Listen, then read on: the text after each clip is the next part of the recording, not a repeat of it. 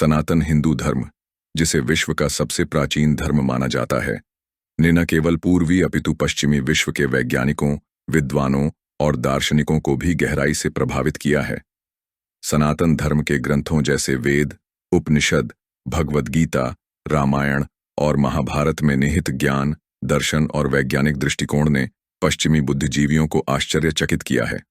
सनातन धर्म को शाश्वत धर्म कहा जाता है, जिसका अर्थ है ऐसा धर्म जो समय से परे हो। यह केवल पूजा पाठ या रीति रिवाजों तक सीमित नहीं है, बल्कि यह जीवन जीने का एक समग्र दर्शन है। सनातन धर्म की पुस्तकों में खगोल विज्ञान, गणित, चिकित्सा और दर्शन जैसे विषयों का गहरा ज्ञान है। उपनिषद आत्मा, ब्रह्मांड और ईश्वर के बारे में गहन चिंतन प्रस्तुत करते हैं। भगवद गीता ज्ञान योग, कर्म योग और भक्ति योग के माध्यम से मनुष्य जीवन जीना सिखाती है। सनातन धर्म ग्रंथ न केवल धार्मिक हैं, बल्कि वैज्ञानिक और दार्शनिक दृष्टिकोण से भी प्रासंगिक हैं। यही कारण है कि पश्चिमी विद्वानों ने इनकी प्रशंसा की और इन्हें गहराई से समझने की कोशिश की। आइए समझते हैं कि पश्चिमी विद्वानों ने सनातन धर्म और सनातन धर्म ग्रंथों के बारे में क्या कहा और क्यों यह उनके लिए इतना महत्वपूर्ण रहा। सबसे पहले बात करते हैं जर्मनी में 18वीं सदी में पैदा हुए जर्मन दार्शनिक आर्थर शोपेनहावर का। आर्थर शोपेनहावर उपनिषदों से बहुत प्रभावित थे। सबसे पहले उनके दर्शन को समझते हैं और फिर जानते हैं कि उन्होंने सनातन धर्म ग्रंथों के बारे में क्या कहा। आर्थर शोपेनहावर की मुख्य रूप से 2 पुस्तकें हैं, the world's will and representation और on the suffering of the world. Arthur Schopenhauer का दर्शन इस विचार पर टिका है कि इस पूरी सृष्टि को हम जैसे देखते हैं, यानी पेड़, पहाड़, लोग और अन्य सभी सजीव और निर्जीव वस्तुएं, वो वास्तव में हमारा ही रिप्रेजेंटेशन है, यानी हमारे स्वयं के मस्तिष्क का एक प्रक्षेपण है।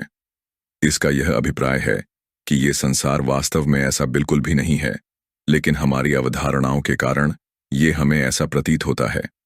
इसके पीछे जो वास्तविक शक्ति है वह है इच्छा, एक अंधी, तर्कहीन और कभी न समाप्त होने वाली भूख। ये इच्छा सिर्फ मनुष्यों में ही नहीं, अपितु हर जीव और प्रकृति के प्रत्येक कण में काम करती है। जैसे पत्थर गिरता है, पेड़ पौधे बढ़ते हैं, कोई पशु भागता है, हम मनुष्य सोचते हैं, ये सब उसी इच्छा के अलग अलग रूप हैं। ये इच्छा कभी शांत नहीं होती है, इसलिए इस संसार में हर जीव हर समय कुछ न कुछ करते रहता है। यदि हम मनुष्यों की बात करें तो हम सभी जीवन पर्यंत किसी न किसी वस्तु के पीछे भागते रहते हैं। कभी स्कूल कॉलेज में अच्छे परसेंटेज के पीछे, फिर डिग्री और सर्टिफिकेट के पीछे, फिर प्यार, इश्क और मोहब्बत के पीछे, फिर पैसों के लिए नौकरी के पीछे, फिर समाज में अपनी पहचान के पीछे। जीवन पर्यंत ये भाग दौड़ चलती रहती है। इस भाग दौड़ में जब कभी इच्छा पूरी नहीं होती है तो दुख होता है, किंतु जब कोई इच्छा पूरी हो जाती है तो कुछ दिनों बाद कोई नई इच्छा पैदा हो जाती है। यही चक्र शोपेनहावर के अनुसार दुख का मूल कारण है। शोपेनहावर के दर्शन को दुखवादी यानी पेसिमिस्टिक कहा जाता है। दुखों के समाधान पर उन्होंने कहा कि यदि हम अपनी इच्छाओं को पहचान लें और उन्हें कम करना सीखें, तथा साथ ही अपना कुछ समय यदि हम कला, संगीत, करुणा और ध्यान में व्यतीत करें, तो हम कुछ हद तक इस दुख से मुक्त हो सकते हैं। वैसे तो आर्थर शोपेनहावर के दर्शन की ये सभी बातें भारतीयों के लिए नई नहीं हैं, क्योंकि ये सभी बातें सनातन धर्म और बौद्ध मत में पहले से ही लिखी हुई हैं। गौतम बुद्ध की शिक्षाओं के अनुसार इस संसार में दुख ही दुख है और दुख का कारण इच्छाएं हैं। किंतु ये इच्छाएं पैदा क्यों होती हैं, ये बताया गया है सनातन धर्म में। सनातन धर्म के अनुसार ये पूरी सृष्टि ही परब्रह्म का एक काम रूप है। मन में कामनाएं पैदा होती रहती हैं, जिसके कारण मनुष्य और अन्य सभी जीव जंतु जीवन पर्यंत अशांत रहते हैं। आर्थर शोपेनहावर ने अपनी पुस्तक the world as will and representation में सनातन धर्म ग्रंथों के बारे में लिखा है, उपनिषदों जैसा अध्ययन पूरे विश्व में इतना लाभप्रद और प्रेरक नहीं है। यह मेरे जीवन की सांत्वना रहा है और मेरी मृत्यु में भी सांत्वना देगा। शोपेनहावर का मानना था कि उपनिषदों में मनुष्य जीवन, मृत्यु और ब्रह्मांड के बारे में जो गहन दर्शन है, वह पश्चिमी दर्शन से कहीं अधिक सूक्ष्म और सत्य के निकट है। उन्होंने उपनिषदों को मानव मस्तिष्क का सबसे ऊंचा शिखर माना। अमेरिकी दार्शनिक, लेखक और कवि Ralph Waldo Emerson Bhagavad Gita से बहुत प्रभावित थे। उन्होंने अपने जीवन में भगवद गीता को बहुत ऊंचा स्थान दिया। उन्हें ट्रांसेंडेंटलिज्म नामक दार्शनिक आंदोलन का प्रमुख विचारक माना जाता है। ट्रांसेंडेंटलिज्म को अतीन्द्रियवाद या अध्यात्मवाद भी कहते हैं। उनका दर्शन यह कहता है कि हर मनुष्य के अंदर एक डिवाइन स्पार्क यानी ईश्वरीय शक्ति होती है। हमें अपनी आत्मा, प्रकृति और व्यक्तिगत अनुभवों के द्वारा सत्य की खोज करनी चाहिए, न कि केवल किताबों, परंपराओं या समाज के नियमों पर निर्भर रहना चाहिए। इमर्सन का मानना था कि प्रकृति और मानव आत्मा एक दूसरे से गहराई से जुड़े हैं। वे कहते थे कि प्रकृति की गोद में बैठकर, उसका अवलोकन करके और अपने अंतर्मन की ध्वनि सुनकर हम जीवन के गहरे प्रश्नों का उत्तर प्राप्त कर सकते हैं। उनकी प्रसिद्ध पुस्तक नेचर में उन्होंने लिखा है कि प्रकृति ईश्वर का प्रतिबिंब है और इसे समझने से हम स्वयं को और ब्रह्मांड को बेहतर जान सकते हैं। इमर्सन ने आत्मनिर्भरता यानी सेल्फ रिलायंस पर बहुत जोर दिया। उन्होंने कहा कि हमें अपने विचारों पर विश्वास करना चाहिए और बाहरी दुनिया के दबावों से मुक्त होकर अपने जीवन का मार्ग स्वयं बनाना चाहिए। भगवद गीता से प्रभावित होकर वे कर्म में विश्वास रखते थे। उनके दर्शन का मुख्य सार है कि हर मनुष्य अनोखा है और उसे अपनी अंतरात्मा की आवाज पर विश्वास करके जीवन जीना चाहिए। भगवद गीता से प्रभावित होकर उन्होंने लिखा है कि मैं भगवद गीता के लिए बहुत कृतज्ञ हूं। यह पहली पुस्तक है जिसे पढ़कर मुझे ऐसा लगा कि यह मेरे अपने विचारों का प्रतिबिंब है।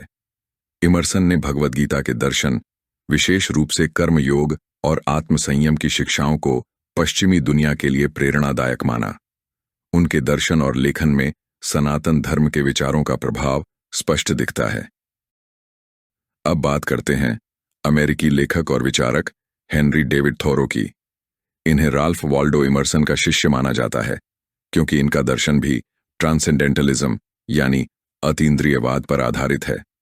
उनका मानना था कि हर व्यक्ति के भीतर ईश्वर जैसी चेतना है और सच्चाई को जानने के लिए हर व्यक्ति को अपनी अंतरात्मा, अंतर्ज्ञान और प्रकृति की ओर लौटना चाहिए, न कि समाज, सरकार या धर्म की आंख मूंद कर नकल करनी चाहिए।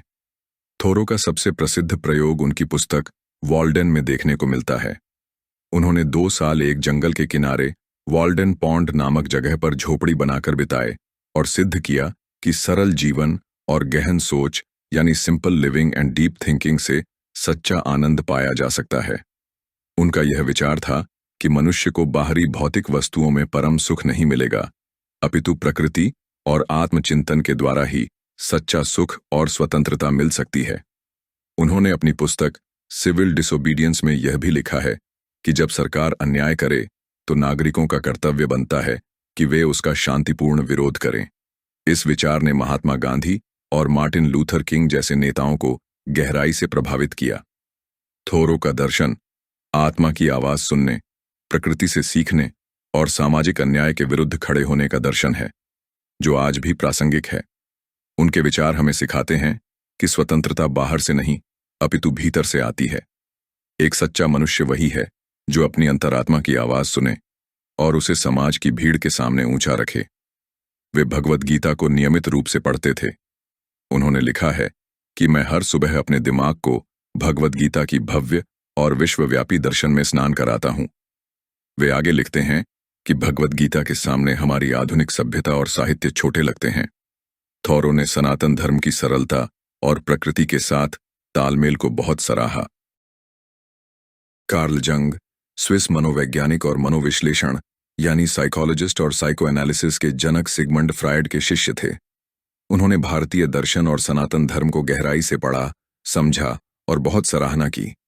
उनका मानना था कि भारतीय आध्यात्मिक परंपराएं जैसे योग, उपनिषद, वेदांत और भगवद गीता मनुष्य के अवचेतन मन यानी अनकॉन्शियस माइंड, आत्मा और आत्मिक विकास को समझने के लिए बहुत समृद्ध और उन्नत हैं। उन्होंने स्वीकार किया कि जहां पश्चिमी मनोविज्ञान व्यक्ति के बाहरी व्यवहार और विकारों पर अधिक केंद्रित है, वहीं भारतीय दर्शन आत्मा के साथ मन की आंतरिक यात्रा को समझने में अधिक सक्षम है। कार्ल जंग को विशेष रूप से ध्यान यानी मेडिटेशन और आत्मनिरीक्षण से जुड़ी सनातन धर्म की विधियां गहराई से आकर्षित करती थीं। इसका यह कारण था कि वे व्यक्ति को अपने सच्चे स्वरूप यानी सेल्फ से जोड़ती है।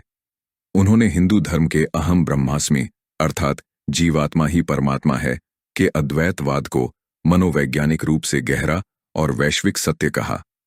उन्होंने भगवद गीता को एक इंटेलिजेंट इनर कॉन्फ्लिक्ट यानी बुद्धिमत्तापूर्ण आंतरिक युद्ध का प्रतीक बताया। अर्जुन और कृष्ण के संवाद को उन्होंने आत्मा और चेतना के बीच का संवाद माना। सनातन धर्म ग्रंथों का अध्ययन करने के बाद उन्होंने यह भी कहा कि भारतीय दर्शन बहुत पुराना, सूक्ष्म और गहरा है, इसलिए पश्चिमी मन इसे तब तक पूरी तरह समझ नहीं सकता जब तक वह भारतीय जीवन और संस्कृति को भी साथ न समझे। इस प्रकार कार्ल जंग ने भारतीय दर्शन को केवल एक धार्मिक विचारधारा नहीं माना, अपितु एक गहरे मनोवैज्ञानिक विज्ञान के रूप में देखा जो व्यक्ति के भीतर ईश्वर को खोजने की प्रक्रिया सिखाता है। यह प्रक्रिया आधुनिक मनोविज्ञान से कहीं अधिक गहरी है। कार्ल जंग ने कहा है कि भारतीय दर्शन और योग पश्चिमी मनोविज्ञान से कहीं आगे हैं। ये मन की गहराइयों को समझने का एक वैज्ञानिक तरीका है। आइए अब बात करते हैं मैक्स मूलर की। मैक्स मूलर एक जर्मन विद्वान थे और वे प्राच्य विद्या यानी ओरिएंटल स्टडीज के विशेषज्ञ थे। ओरिएंटल स्टडीज या इंडोलॉजी एक ऐसे अध्ययन क्षेत्र को कहते हैं जिसमें मुख्य रूप से एशिया की प्राचीन भाषाओं, धर्मों, ग्रंथों, इतिहास, कला और संस्कृति का गहराई से अध्ययन किया जाता है। इसमें मुख्यतया भारत, चीन, जापान, फारस और अरब जैसे देशों की सभ्यताओं पर ध्यान केंद्रित किया जाता है। मैक्स मूलर एक ऐसे ही इंडोलॉजर थे जिन्होंने भारतीय धर्म, भाषा और संस्कृति का गहन अध्ययन किया था। उन्होंने संस्कृत भाषा और विशेष रूप से ऋग्वेद का गहन अध्ययन किया और उसका इंग्लिश में अनुवाद भी किया, जिससे कि भारत की प्राचीन सभ्यता और विचारधारा को यूरोप और बाकी दुनिया में समझा जा सके। उनका सबसे प्रसिद्ध कार्य the secret books of the east नामक 50 भागों की सीरीज का संपादन था, जिसमें हिंदू, बौद्ध, जैन, इस्लामी, जरथुस्त्री और अन्य धर्मों के ग्रंथों का अनुवाद शामिल था। मैक्स मूलर का मानना था कि विभिन्न धर्मों और भाषाओं का तुलनात्मक अध्ययन मानव इतिहास और संस्कृति को समझने की कुंजी है। हालांकि उन्होंने कभी भारत की यात्रा नहीं की, लेकिन भारतीय ज्ञान और परंपराओं को विश्व स्तर पर प्रस्तुत करने में उनका योगदान अत्यंत महत्वपूर्ण रहा। मैक्स मूलर ने सनातन धर्म को विश्व का सबसे प्राचीन और समृद्ध धर्म कहा। उन्होंने वेदों का अनुवाद किया और पश्चिमी दुनिया को भारतीय दर्शन से परिचित कराया। उनके अनुसार वेदों में वह ज्ञान है जो मानवता को एक नई दिशा दे सकता है। उन्होंने सनातन धर्म की समावेशी प्रकृति की भी प्रशंसा की, जिसमें विभिन्न विचारों और विश्वासों को जगह दी जाती है। अब अंत में बात करते हैं अमेरिकी भौतिक वैज्ञानिक रॉबर्ट ओपेनहाइमर और भगवद गीता के बीच के कनेक्शन के बारे में। ओपेनहाइमर मैनहट्टन प्रोजेक्ट के अध्यक्ष थे। यह वही प्रोजेक्ट था जिसने द्वितीय विश्व युद्ध के दौरान पहला परमाणु बम विकसित किया। ओपेनहाइमर का भगवद गीता के साथ गहरा संबंध था और वे भारतीय दर्शन और संस्कृत साहित्य से बहुत प्रभावित थे। उन्होंने भगवद गीता को गहराई से समझने के लिए संस्कृत सीखी थी और भगवद गीता को मूल रूप में पढ़ा था। भगवद गीता में वे विशेष रूप से कर्म योग, निस्वार्थ कर्म और कर्तव्य की अवधारणा से प्रभावित थे। 16 जुलाई 1945 को जब अमेरिका के न्यू मैक्सिको में पहला परमाणु बम का टेस्ट किया गया, तो उस भयानक नज़ारे को देखकर ओपेनहाइमर ने भगवद गीता का यह श्लोक उद्धृत किया था, कालः अस्मि लोकक्षयकृत प्रवृद्धः, अर्थात अब मैं मृत्यु बन गया हूं, इस लोक का संहारक। यह भगवद गीता के अध्याय 11 का 32वां श्लोक है, जहां भगवान कृष्ण अर्जुन से अपने विराट रूप में कहते हैं, मैं काल हूं, संसार का नाश करने वाला। ओपेनहाइमर ने जब एटम बॉम्ब की उस विनाशकारी शक्ति को अपनी आंखों से देखा, तो उन्हें इसके परिणाम और जिम्मेदारी का गहरा एहसास हुआ। यह उद्धरण उनकी जीवनी अमेरिकन प्रोमेथियस और उनके इंटरव्यूज में दर्ज है। मैनहट्टन प्रोजेक्ट के दौरान ओपेनहाइमर और उनकी टीम को यह डर था कि नाजी जर्मनी परमाणु बम पहले बना लेगा, इसलिए उन्होंने बम बनाने का काम तेजी से किया। लेकिन जब जर्मनी की हार के बाद बम का प्रयोग जापान के हिरोशिमा और नागासाकी में किया गया, तो ओपेनहाइमर को बहुत पश्चाताप हुआ। भगवद गीता का कर्म योग, जिसमें कर्तव्य का पालन बिना परिणाम की चिंता किए करना होता है, उनके लिए इस नैतिक दुविधा को समझने का एक रास्ता था। उन्होंने गीता के इस विचार को अपनाया कि वैज्ञानिक के रूप में उनका काम बम बनाना था, किंतु इसका उपयोग कैसे होगा, यह राजनेताओं का फैसला था। बाद में उन्होंने परमाणु हथियारों के नियंत्रण की वकालत की और हाइड्रोजन बम के विकास का विरोध किया था। इस तरह आपने देखा कि सनातन धर्म के ग्रंथों ने सिर्फ भारत को नहीं बल्कि पूरे विश्व के चिंतकों को गहराई से प्रभावित किया। पश्चिमी देश सनातन धर्म ग्रंथ जैसे वेद, उपनिषद, भगवद गीता आदि ग्रंथों की गहराई, दार्शनिक विचारों और आध्यात्मिक दृष्टिकोण से परिचित हुए। इससे पूरे विश्व में न सिर्फ सनातन हिंदू धर्म के प्रति सम्मान बढ़ा, बल्कि योग, ध्यान और आत्मज्ञान जैसे भारतीय सिद्धांतों को भी वैश्विक स्वीकृति मिली।